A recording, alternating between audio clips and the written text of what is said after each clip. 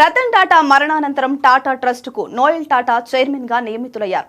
అంతకుముందు టాటా సన్స్ లో రతన్ తీసుకున్న ఏ నిర్ణయానికి ఎదురుండేది కాదు. కానీ ఇప్పుడు పరిస్థితి మునుపటిలా లేదు. టాటా సన్స్ బోర్డులో కొత్త డైరెక్టర్ల నియామకాల అంశంలో ట్రస్టీల మధ్య భిన్నాభిప్రాయాలు తలెత్తుతున్నాయి. నోయల్ కొంతమంది పేర్లను సూచించగా మెహ్లీ మిస్త్రీ వర్గీయులు ఇందుకు మద్దతు పలికారా లేదా అన్నది తెలియడం లేదు. విజయ్ సింగ్ ను నామినీ డైరెక్టర్ గా తిరిగి నియమించడాన్ని సెప్టెంబర్ 11న కనీసం 4 ట్రస్టీలు వ్యతిరేకరించారు. టాటా సన్స్ బోర్డు సమావేశాల నుంచి తమకు సరైన సమాచారం రాలేదు అన్నది వారి ఆరోపణ. వేణు శ్రీనివాసన్ పునర్నియామకం కూడా సమీక్షలో ఉంది.